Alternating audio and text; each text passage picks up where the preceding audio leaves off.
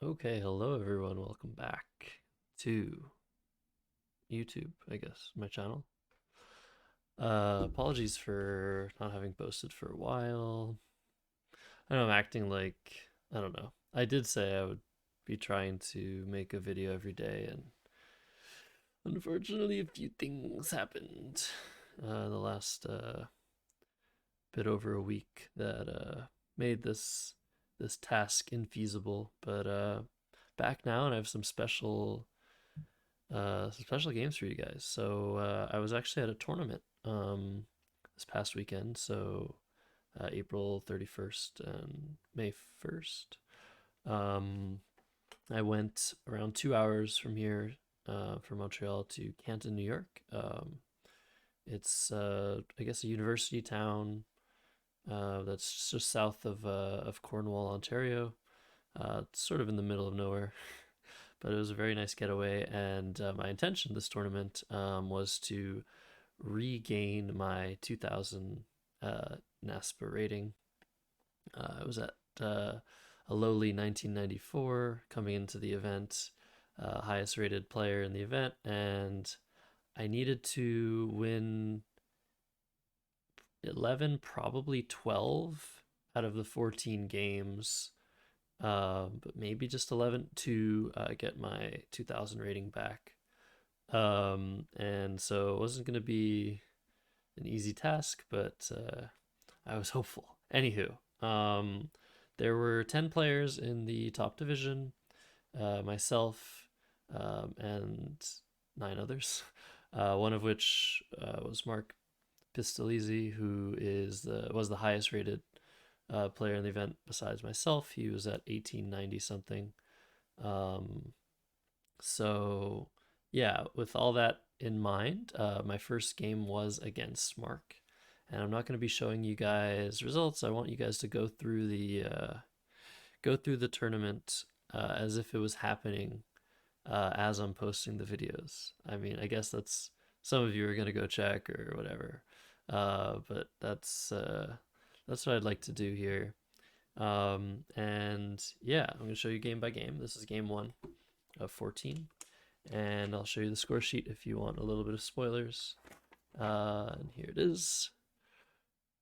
Okay, seems pretty neat, whatever. All right, back to me. So, Mark was first, and he opened with Twink. Now, immediately when he played Twink, I started to wonder about extensions, and I think there was a game that I played in in Chicago, just a casual game that I played last year, where Twink was played here, I think. And I don't really. I think Twinkier was played. I don't know, something like that, where I think Twink was involved and a phony extension was played. So I was under the impression that Twinkier wasn't a word, but that Twinkies was a word, that twinkled and twinkles were valid. And then I just didn't really know about ing, and I actually considered whether twinking was a word, and I really wasn't sure. Um, and I just hoped that it wouldn't come up. So this was my opening rack here, and immediately I had a couple of options. I looked at poo, I looked at maybe poor, um, I looked at ope, and I didn't really like anything. Then I saw operon, and I didn't like that either. But it just seemed that I was already at a um, disadvantage here, with Mark scoring 34, with my rack being pretty inoperable, no pun intended, or maybe there was a pun intended there. I guess there's also poo down here, which I didn't actually consider, which actually might be the best play now that I look at it. Um, there's also exchanging, but I don't think this is an exchange rack. But yeah, my thinking here was I'm sort of at a disadvantage now. It's sort of worth it to try and open things up a little bit and keep OE, which appeared a little bit more balanced than EEOR to me. I don't think it's a better leave per se, and Quackle thinks it's slightly better, a better leave to keep EEOR, but I thought I would bingo significantly with it and that I would score a bit more with it than with the EEOR leave. So let's see what a simulation thinks. But yeah, it wasn't a great position. I knew I was already at a significant disadvantage. Um, and I also wanted to dig into the bag a little bit more for extensions of Twink, hoping to hit that first before Mark. And yeah, that was basically my thought process. But I don't know. I when I made the play, I was like, is this really a play I would normally make?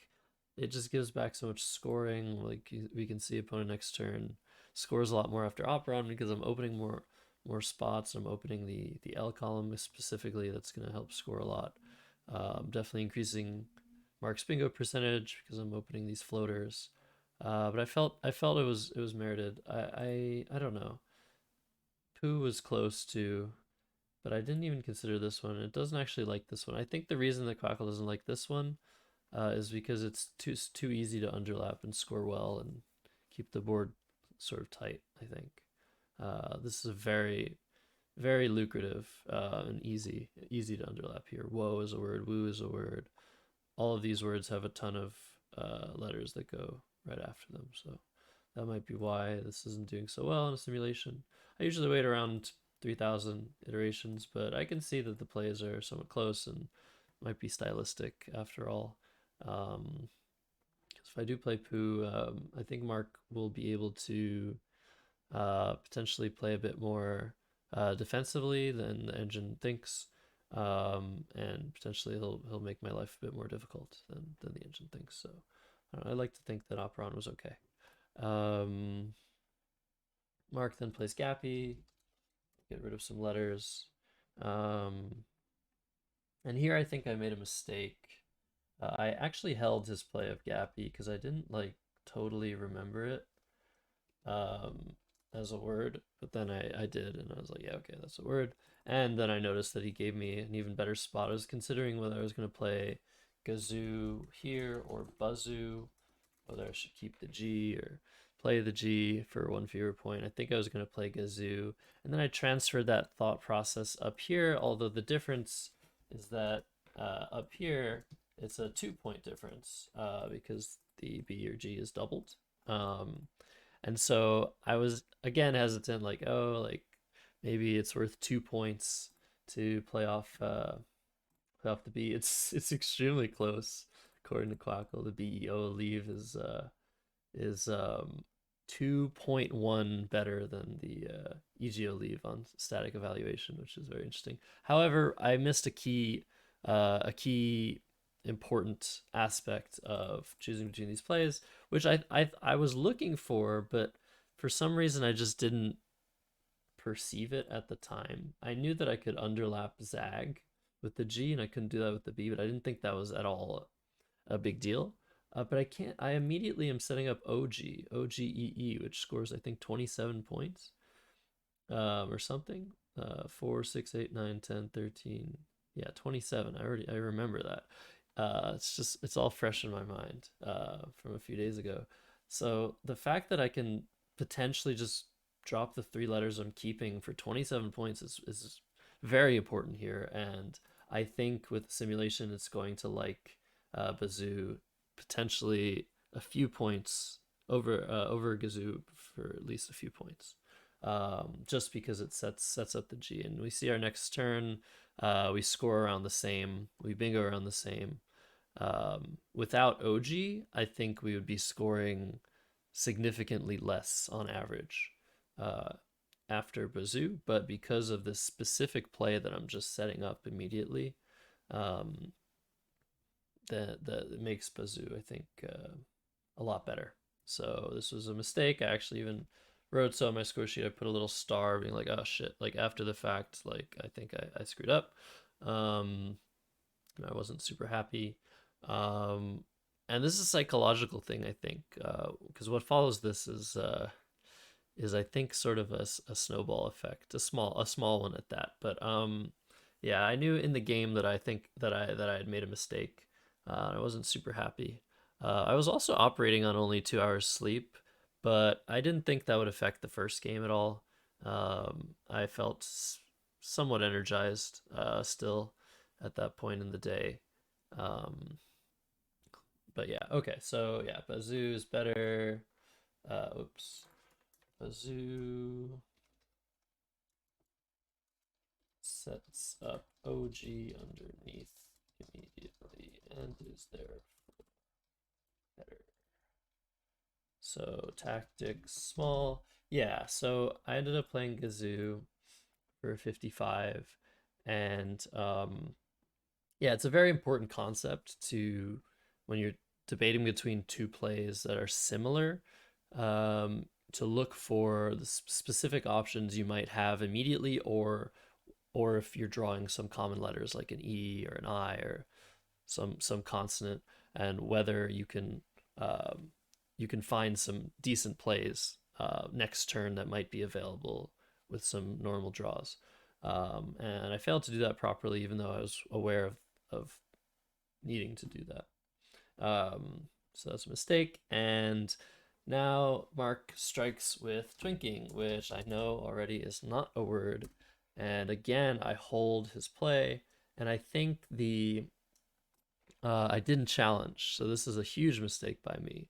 And I think the fact that I held Gappy was unsure, and then because of Gazoo versus Bazoo, and noticing right after I hit my clock that I should have played Bazoo, that's sort of like that's the sort of thing that I think might lead to some minor tilt or minor bad decision making and snowball. And I think I'll attribute, of course, not knowing whether this is a word is a problem. Like if I know, I know. But I think I might have challenged this in a better situation, in a situation where I hadn't just known that I'd made a mistake, sort of thing. Um, I put a lot of I put a lot of thought into this sort of psychology. I don't know how useful it is, but he gets away with twinking for 48. I did hold, and I didn't really remember it being a word, but I wrote down on my score sheet the alphagram of twinked, and it didn't look super unfamiliar. And I have just studied all of the 7 letter words, and yeah, I didn't like recognize the alphagram of twinked, but I didn't. It didn't look bad to me. Neither did the alphagram of twinking. But in hindsight, this is. I obviously know what a twink is. I just thought that maybe there was some verb form that I was unfamiliar with. So yeah, sorry to all of the twinks for letting you down. I guess. Never mind those. Okay. So twinking comes down for 48, and I need to write knowledge status for twinking. Um, and yeah, it did give me an okay play, which also I think went into the reasoning. But I ended up playing Boom. Oh, Imago. I didn't see that. I ended up playing Boom for 28. Probably better than Imago. Not quite sure though. You can also play Booty, and I saw Broom, but I don't think Broom was worth it. You can do a little simulation, but I think Boom is fine. Of course, leaves way too many vowels, but scores decently. The score is still close. And the play of twinking, he's probably playing off some of the better letters that he has. There's no indication that Mark's rack is super good here. Um, so I figured that it was okay to just take the points here and try and operate on this board. Maybe if I draw a couple consonants, I can bingo next turn. I'm surprised that Broom is doing so well. I guess Leave is that much better. Just EIT versus EIOT, I'm bingoing um, significantly more. Yeah, 28% versus 23%.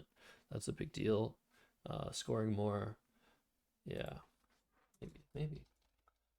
Broom was also a consideration. It might be a bit better. Okay. And for all of you that are somewhat new to the channel, I also write a little bit of commentary from time to time in these annotated games because I do post them online on cross tables, and that'll be linked in the description. I have tons of other games you can look at that I haven't made videos of, but that I've annotated on my own time in writing.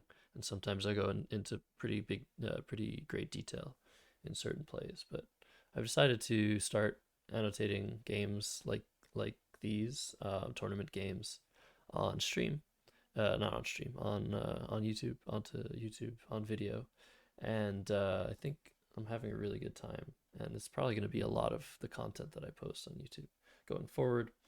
Um, so ad is played by Mark, and so to me that indicates he might be close to a bingo, but I don't really have anything to think about this turn. I just play Aji. Chiao is just not worth thinking about, I think. It's good to block the G just in case Mark does have like an IN combination and can hit me really hard with that. ING's plays are still available after Aji, but they're not bingos, so I'm not super concerned. But yeah, just taking the 33, tying the game up, keeping the balanced lead is what I do. Still definitely feeling disadvantaged in this position, but things have sort of settled a bit. We'll just see what Mark does on this turn. And he thinks for an extremely long time, then plays Cis. And to me, that just indicated that he had another S. So that wasn't fantastic news. But he didn't bingo this turn, and he took a while. So his leave might be not so great. So yeah, I ended up playing League. I don't think anything else. I saw Nodule, but especially considering the last play of Cis, there's no way I'm playing Nodule.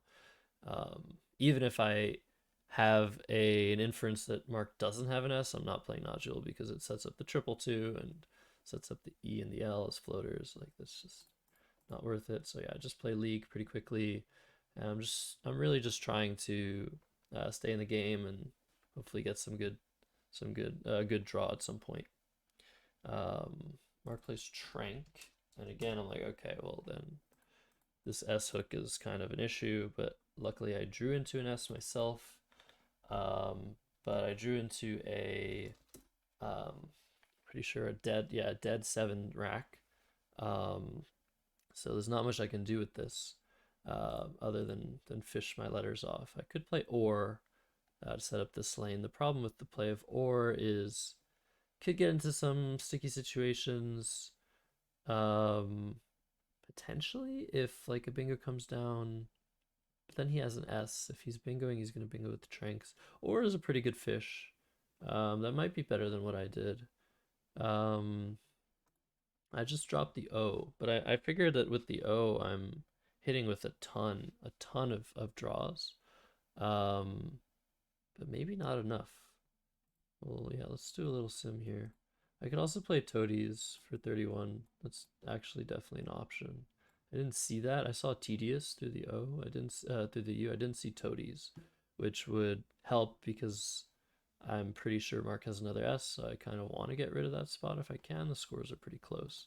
But yeah, I think just playing or is safer because if I do miss my fish with OB, I'm kind of in trouble. I guess the same goes for or, but it's a bit less likely that I'm gonna run into too much trouble after or. I think with OB there are a few draws. Like I think the E draw doesn't hit anything. Um, we can actually check while we're waiting for this simulation. I think I have my little bot here to help. Let's see. We can anagram Ediest. And then we can anagram Ediest blank. Okay, yeah. Zero words found. Yeah, okay. 0 words with Ediest and with Ediest blank. Is there a letter that I hit with? No, Ediest doesn't fit. Yeah. So if I draw an E, I just don't have a bingo, and that's a pretty big deal because there are 7 E's left. If I draw another O, obviously I don't have a bingo either. What about if I draw a U? Actually, let's keep this simulation running. I mean, I did this, but I don't quite remember. I'm pretty sure I didn't have anything with a U. But maybe through the L. There's something? Yeah, no, nothing through the L either. And no, the N is detenues only. Right. So yeah, that's the main problem. The main drawback with or is if I draw another vowel, unless it's an A or an I, A is ideates, I is deities, I'm missing my fish. So that's somewhat of an issue. I think playing something like or might be a bit better. The only problem with or is that it gives Mark some better plays, probably a decent amount of the time. You can see opponent next turn, average score is a bit higher, just because he might just get a nice play at f6 if he has a lot of heavy consonants. He can score like 30 or something. So that's the one issue with or, but I think it's a lot more sound. We bingo more after or than after my play of ob and or. So I'm pretty sure that this was a slight mistake. Actually, in this tournament, I fished one letter a lot. A lot, I think too much. Should have just played or 9G, I think. Questionable. All right, so I dropped the O. Of course, this does I guess appear pretty intimidating. If Mark is in a position where he doesn't have a bingo, he's probably going to be a bit concerned. Oh, the other thing I liked about or is that I had the feeling that Mark was consonant heavy after his play of cis and after trank. So somewhat blocking this E, like ER words, ED words, those are no longer available after OB. That was the one. I think that was the one thing that allowed me to make this play is that I'm actually blocking some stuff, making Mark's plays a bit more difficult. Um, Anyways, Mark goes ahead and plays liar for 18, and I actually draw the A. Now the question now is, do I take the 83 points for ID8s or do I play Lettiest? Um, Again, I had the inference that Mark had an S. And even if I didn't have the inference, he's still like, it's probably one of the most likely candidates of letters that he might have in general. So playing Lettiest doesn't get rid of Trank's 7-letter words. Um, but playing ideates creates this E and this D and this I as floaters. So it'll probably, I want to run two simulations here. One just with no inference whatsoever, just to see what the difference in bingo chances are. Opponent next turn, of course, after ideates bingos significantly more, even though I'm blocking 7-letter words with an S in them. I'm still allowing a lot of plays through this I, this D, and this E. I'm not blocking the L that Lettius would block, and that's very significant. So yeah, bingo chances after ideates are significantly higher, but I was wondering if I run the simulation with an S inference. Let me save this just in case it crashes. Um, what will the simulation say? Um, of course, his bingo chances are a lot higher when you infer an S because it's such a good bingo tile. But still, so far it seems like if not sort of tied, like maybe he bingos just as much after IDs than after Lettiest. Still, with creating the 3 floating letters of the I, the D, and the E, that increases his chances of getting a bingo by a lot. Especially again, if I keep considering that he has uh, more consonants than vowels, which he probably still does, considering his last few plays.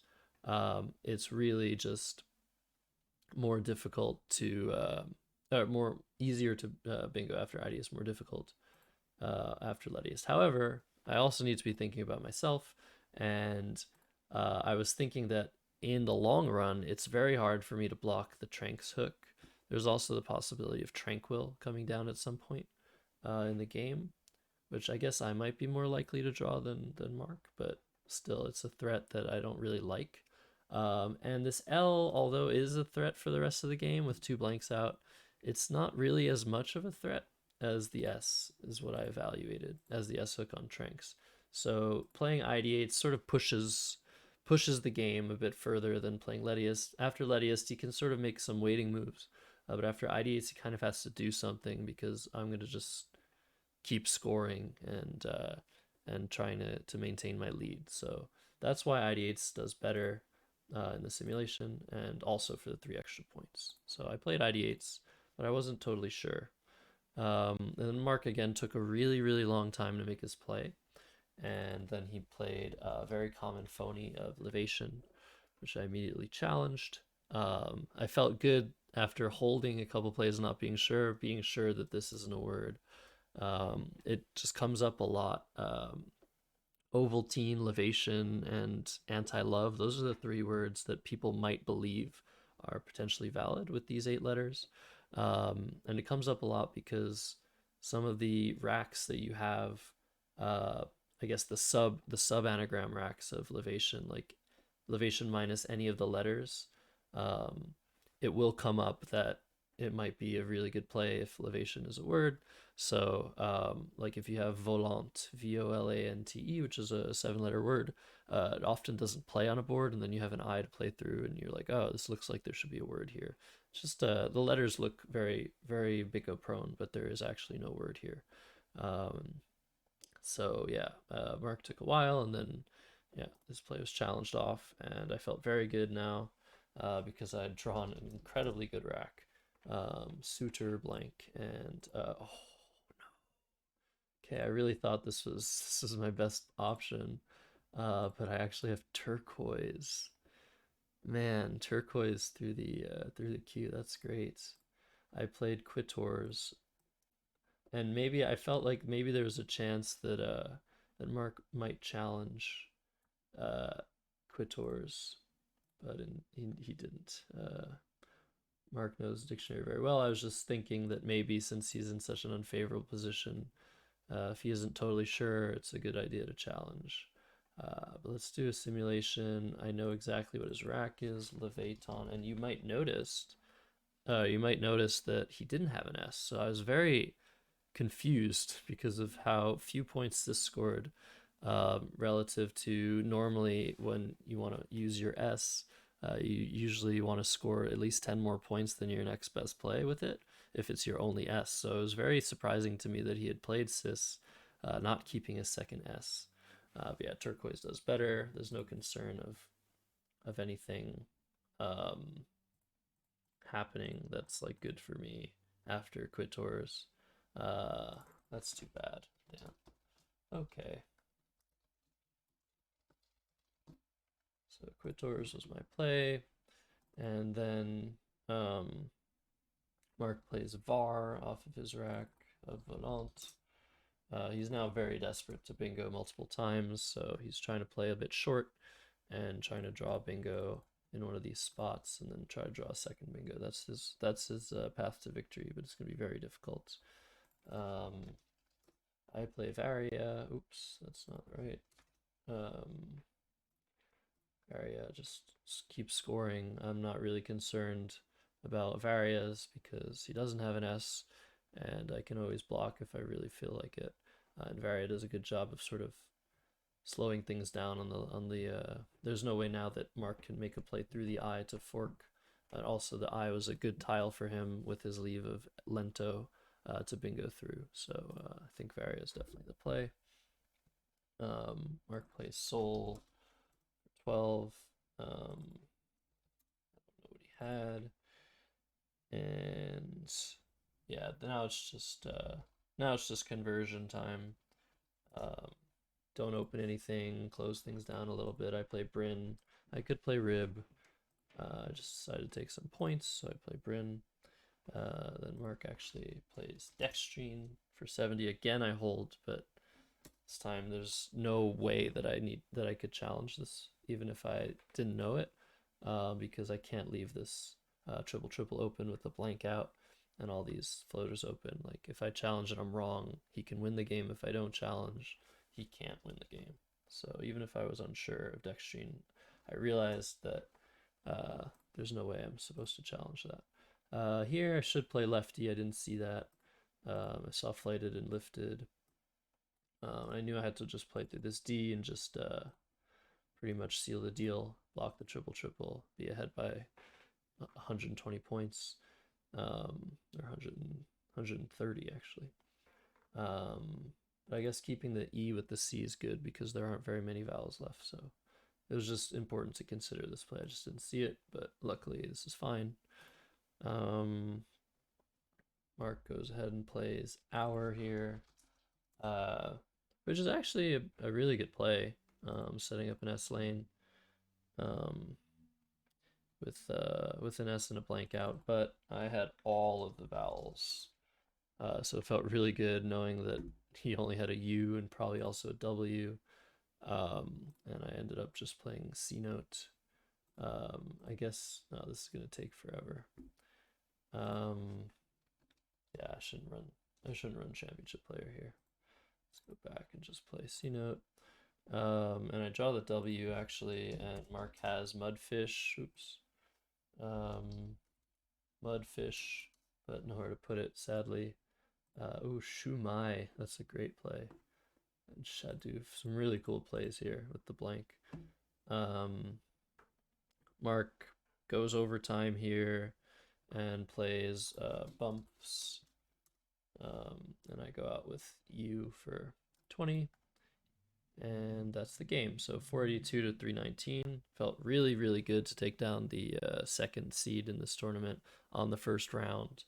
Um, and yeah, that was obviously the matchup I was most worried about. And yeah, things went my way despite making a huge mistake not challenging Twinking, and knowing that I'd made a mistake with Kazoo mid game. Things just worked out at some point after IDH. Just everything fell in my direction. So yeah, that was game one, and yeah, I'm gonna be posting at least one game a day, I would say, for the next while. So looking forward to seeing you guys in the next episode. As always, everything is in the description. And preview of round two, playing Steve Osorio. And this game also involves a phony. So yeah, that's the thing. All right, see you guys next time.